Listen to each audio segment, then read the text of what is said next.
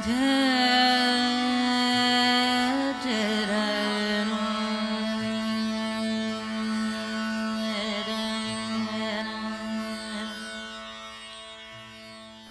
Swastiastu. Suatu ketika di tepi alam semesta, para dewa dan asura bersama-sama mengaduk lautan susu dengan menggunakan Gunung Mandara sebagai tongkat pengaduk. Semua klan para dewa dan klan para asura, mulai dari ras Puloma yang paling tangguh sampai Butagana, ikut terlibat dalam event kosmik itu. Bagaimana proses pengadukan lautan susu ini terjadi adalah suatu yang pastinya sangat besar. Dan karena peristiwa ini terjadi lebih dari 300 juta tahun yang lampau, bukti-bukti sejarahnya pastinya sudah lapuk dalam lembar lini masa sejarah. Peningkatan kualitas informasi dan inovasi dalam setiap video kami tentunya dapat terwujud atas bantuan tulus Anda.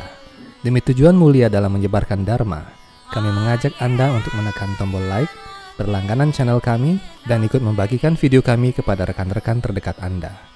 Selain itu, Anda juga dapat mengunjungi situs web kami pada link yang tercantum di kolom deskripsi untuk menikmati artikel majalah Hindu Times secara gratis.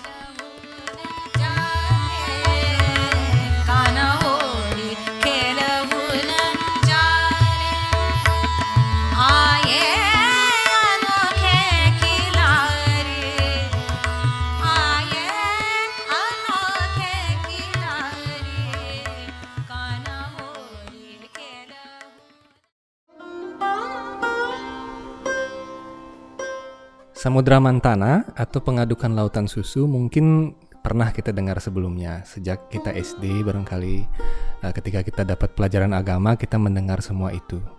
Dan ketika kita bersembahyang di pura pun, kita melihat replika dari pengadukan lautan susu itu dalam bentuk bangunan Padmasana. Nah, di sana ada kura-kura, yaitu kurma, kemudian kurma awatara, kemudian ada naga Wasuki juga, kemudian ada para dewa, ada para asura, ada Garuda dan sebagainya. Nah, semua itu adalah tokoh-tokoh atau figur-figur yang terlibat dalam peristiwa pengadukan lautan susu. Nah, seperti apa sebenarnya peristiwa pengadukan lautan susu ini? Kalau dalam catatan Purana, kalau kita lihat kronologinya, itu sebenarnya terjadi 300 juta tahun yang lalu. Itu awal dari zaman Kretasius atau zaman Kapur ya, awal dari zaman Kapur. Dan menurut data-data geologi sendiri pada zaman itu terjadi suatu pergolakan besar di muka bumi yang disebabkan oleh suatu gelombang yang tidak disebutkan seperti apa secara spesifik oleh para geolog. Namun dalam sejarah Weda sendiri pada saat itu sebenarnya terjadi sebuah pengadukan lautan susu. Kalau kita bayangkan menyeduh segelas susu, itu kan hanya segelas susunya. Namun ini adalah sebuah lautan susu, samudra susu, ada ombaknya dan sebagainya. Jadi bisa kita bayangkan lautan yang kita lihat sehari-hari itu susu semua. Nah, sebenarnya di mana lautan susu ini dan bagaimana cara para dewa dan para asura ini mengaduk lautan susu tersebut? Nah, 300 juta tahun yang lalu itu menurut data-data geologi itu ada perubahan besar dalam di muka bumi ya, di permukaan bumi. Disebutkan dalam beberapa teori ya, terutama dalam teori continental drift namanya, atau teori pergeseran benua yang sekarang masih populer, yang masih dipakai sekarang. Itu benua-benua yang ada sekarang itu Asia, Eropa, Afrika dan sebagainya dulu sebenarnya satu. Dan kemudian beberapa ratus juta tahun yang lalu, sekitar 300 sampai 200 juta tahun yang lalu, semua benua-benua tersebut mulai terpisah karena ada goncangan tektonik dikatakan. Nah, dalam kitab suci Weda sendiri ada perubahan yang terjadi pada masa-masa itu ketika para dewa mengaduk lautan susu. Nah, dalam episode-episode kita selanjutnya pun kita akan membahas tentang bumi sebenarnya, dan bumi itu terdiri dari beberapa dimensi ya. Dan dalam beberapa dimensi itu kadang-kadang saling bersinggungan. Dan di dalam Weda ini juga disebutkan. Nah, mengenai lautan susu sendiri itu sebenarnya salah satu dari 7 lautan yang ada. Ada lautan yang kita kenal di sehari-hari, kita lautan air asin, kemudian ada lautan susu, kemudian ada lautan yogurt, kemudian ada lautan minyak samin atau minyak ghee. Kalau kita bisa teliti itu, kita sebenarnya melihat bumi ini dari berbagai dimensi. Dan di planet-planet yang lain juga, dan di bagian-bagian lain dari alam semesta kita, ada samudra-samudra yang berbeda. Contohnya aja sekarang di NASA sudah menemukan bahwa ada samudra metana yang ada di bulan Saturnus, yaitu bulan di Titan. Di situ ada samudra metana, dan kemudian ada samudra hidrogen juga, ada samudra besi cair juga dan sebagainya. Nah, di Weda juga disebutkan ada 7 samudra. Nah, di video kita kali ini kita akan mencoba membahas bagaimana sih peristiwa pengadukan lautan susu yang dilakukan oleh para dewa di lautan susu atau Ksirarnawa. Setelah para dewa dan asura mencapai kesepakatan kerjasama, mereka bergegas menuju wilayah bernama Ilavritawarsa, sebuah tempat di bumi di mana Gunung Sumeru berdiri. Gunung Sumeru ini tidak bisa dilihat dari dimensi manusia biasa, padahal letaknya tepat di poros kutub utara bumi dengan tinggi lebih dari 1.000.000 kilometer. Di sisi Gunung Sumeru terdapat beberapa gunung lain yang mengelilinginya. Salah satu gunung itu adalah Mandaragiri yang sepenuhnya terbuat dari emas. Atas petunjuk Sri Wisnu, para dewa memotong pangkal gunung itu untuk dijadikan tongkat pengaduk lautan susu. Tatkala para dewa dan asura berniat mengangkat gunung itu dengan kekuatan mistik yang mereka miliki, gunung itu terlampau berat dan menindih mereka semua hingga tewas.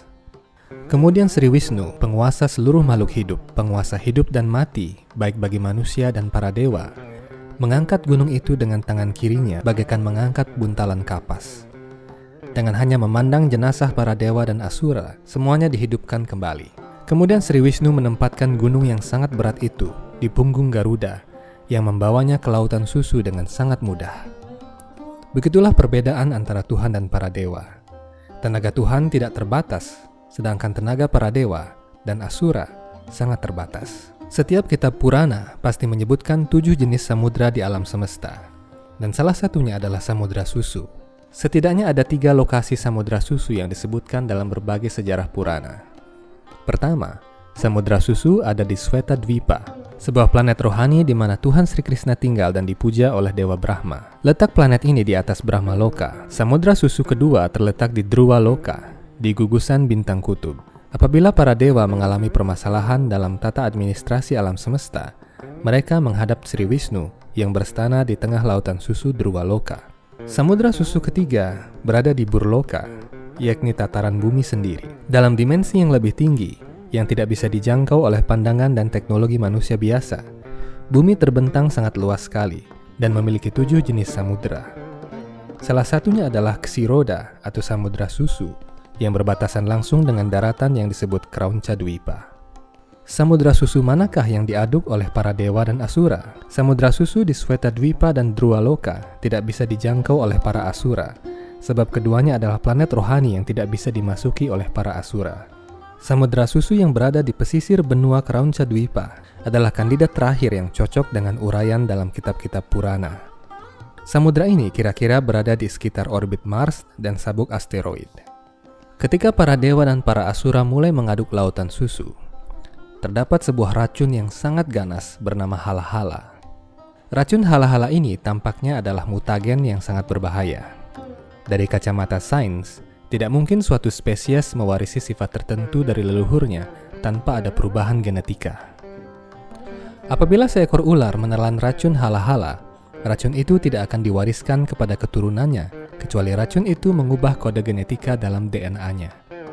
Kode genetika ini hanya dapat diubah melalui 3 cara, yakni melalui evolusi alamiah, rekayasa genetika dalam lab, atau oleh radiasi. Yang paling cepat menimbulkan efek mutasi gen adalah radiasi. Jadi racun Halahala bukanlah racun cair biasa, namun cairan radiasi yang kuat, mirip seperti limbah nuklir yang sangat berbahaya. Hal ini dikonfirmasi dalam kitab-kitab Purana, bahwa racun Halahala tidak bisa ditawar dengan apapun dan bisa membunuh penduduk alam semesta apabila dibiarkan menyebar. Setelah Dewa Siwa meminum seluruh racun Halahala dan menyimpannya di kerongkongan beliau, para dewa dan asura memulai kembali proses pengadukan lautan. Karena racun Halahala tersebut berada di leher Dewa Siwa, maka leher Dewa Siwa menjadi biru. Dengan demikian, beliau dikenal sebagai Nilakanta. Menurut ilmu pengetahuan Veda, lautan adalah gudang harta karun dan obat-obatan. Seseorang bisa membuat obat yang paling mujarab dari dasar laut dan mendapatkan batu-batu berharga dari dasar laut pula. Karena pada zaman Kali Yuga, umat manusia membuang limbah dan sampah ke laut, khasiat mujarab dari laut pun semakin lenyap. Padahal telah dinyatakan dalam kitab suci Weda bahwa laut adalah sumber penyucian dan kesembuhan. Karena itulah umat Hindu senantiasa bersembahyang dan memohon air suci ke laut dalam upacara melasti. Tatkala gunung Mandara diputar terus dan lautan bergejolak hebat, dari dalam lautan susu keluar seekor lembu rohani. Lembu surabi ini mampu mengeluarkan susu dalam jumlah tak terbatas. Susu sapi diolah menjadi mentega dan minyak ghee yang digunakan untuk upacara yadnya. Minyak ghee biasa dituangkan ke dalam api suci Agnihotra. Dalam kitab suci Weda dinyatakan bahwa asap yang muncul ketika minyak ghee dituang ke dalam api bisa menetralisir radiasi polutan sejauh 1 mil, memurnikan udara, dan memperbanyak oksigen di atmosfer. Asap yang ditimbulkan oleh yadnya Agnihotra yang menggunakan minyak ghee dapat mengurangi jumlah asam di udara dan membentuk butiran hujan yang murni. Setelah sapi surabi diambil oleh para brahmana yang agung, dari dalam lautan susu muncul lagi seekor binatang ajaib. Orang modern mungkin lebih mengenal makhluk ini sebagai unicorn, namun kitab suci Weda menyebutnya sebagai Uchai Shrawa. Uchai Shrawa adalah seekor kuda putih dengan tanduk di kepala, indah bagaikan bulan purnama. Kuda ini dapat terbang kemana saja di alam semesta. Maharaja Bali, raja para Asura, mengambil kuda ini sebagai tunggangan. Dari uraian tersebut dapat disimpulkan bahwa peristiwa pengadukan lautan susu terjadi setelah munculnya Tuhan sebagai Narasinga. Bali Maharaja adalah putra Wirochana, dan Wirochana adalah putra Prahlad. Prahlad adalah putra iblis Hiranyakashipu, dan karena Bali Maharaja terlibat dalam pengadukan lautan susu, maka dapat dinyatakan bahwa peristiwa ini terjadi setelah munculnya Awatara Narasinga. Hasil pengadukan lautan susu selanjutnya adalah Gajah Airawata. Gajah Airawata bersama 7 saudaranya kemudian menjadi milik Indra, raja para dewa.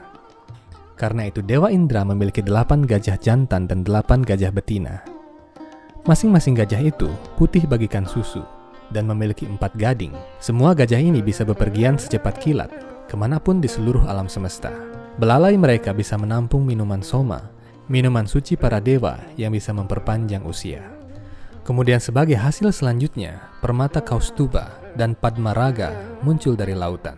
Apabila Anda pernah mendengar permata legendaris bernama Heart of Ocean, maka yang dimaksud adalah Kaustuba. Permata tiada tandingan ini tak bisa dipakai oleh siapapun selain Tuhan sendiri. Karena baik para dewa maupun asura tidak pantas memakainya, permata itu lalu dipersembahkan kepada Sri Wisnu, menjadi permata indah yang bersemayam di dadanya, serasi dengan ketampanan badan Tuhan yang tiada bandingan. Hasil selanjutnya dari proses pengadukan lautan susu adalah pohon parijata, spesies pohon yang hanya tumbuh di planet-planet surga. Parijata adalah keturunan dari pohon kalpataru di dunia rohani Goloka Brindawan, sehingga pohon parijata juga bisa memenuhi segala keinginan, namun dalam batas-batas tertentu. Beberapa otoritas menyebutkan bahwa parijata berbentuk seperti lotus emas yang mekar pada malam hari, dan beberapa lainnya menyebutkan bahwa pohon ini adalah pohon emas yang berkilau. Tatkala pengadukan terus berlanjut, ras para apsara tercipta.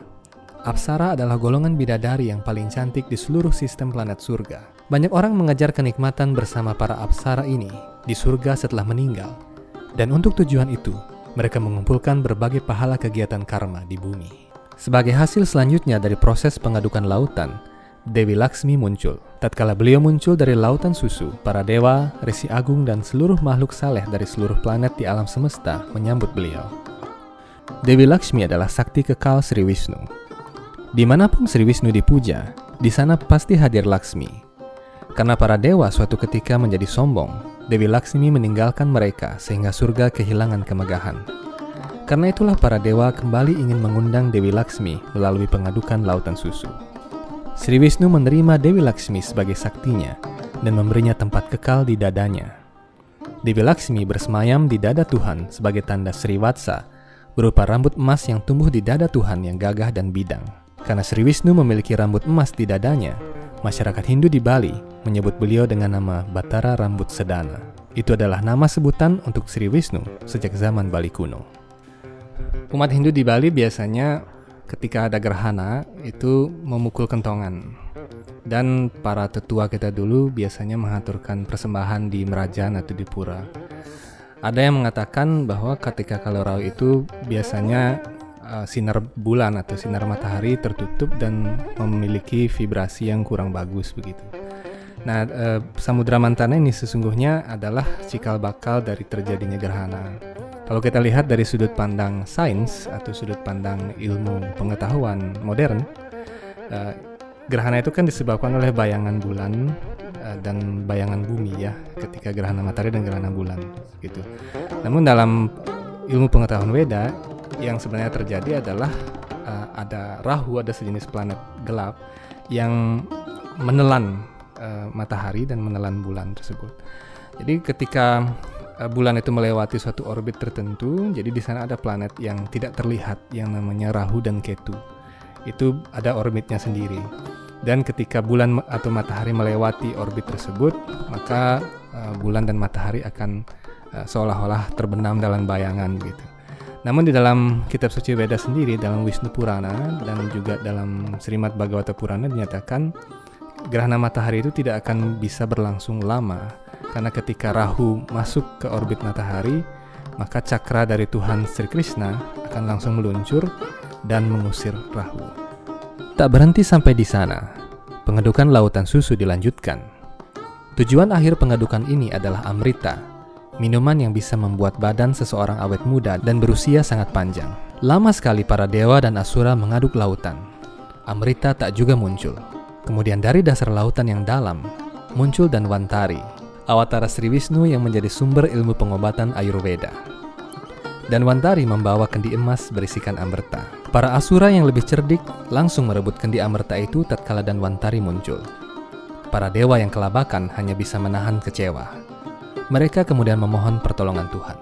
Inilah perbedaan antara para dewa dengan asura. Para dewa selalu berlindung kepada Tuhan, sementara para asura percaya pada kekuatan mereka sendiri. Sebagai akibatnya, para dewa selalu berada dalam perlindungan Tuhan dan senantiasa menang pada akhirnya.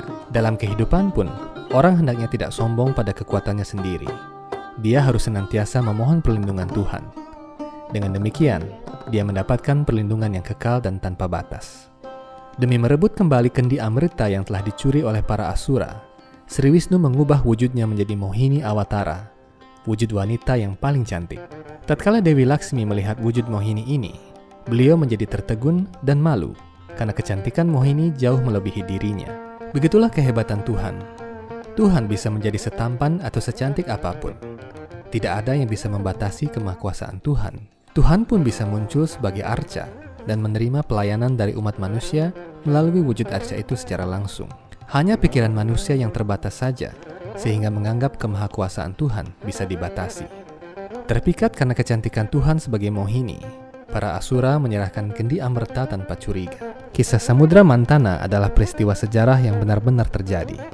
Pertanyaan tentang mengapa bukti-bukti geologi tentang peristiwa ini tidak ada adalah karena peristiwa ini terjadi di bilah dimensi bumi yang lain, bukan di bilah dimensi manusia biasa. Walaupun pengadukan lautan susu terjadi di tata surya yang sama, lautan susu tidak bisa dideteksi oleh satelit buatan manusia karena dimensi lautan itu lebih tinggi daripada dimensi ketiga. Pandangan manusia yang terbatas tidak bisa digunakan untuk mengukur kebenaran. Karena itu, kebenaran sejarah Weda hanya dapat dipahami dengan kesadaran dan sikap tunduk hati.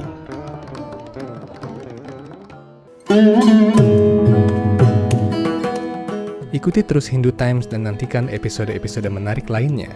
Tentunya dengan butiran mutiara-mutiara pengetahuan suci Weda yang semakin berkembang dan menarik untuk diikuti. Semoga Hindu senantiasa dapat menjadi cahaya yang terang dan menjadi teladan bagi kedamaian, keharmonisan, kesucian, dan keberagaman dunia. Om Santi Santi Santi Om.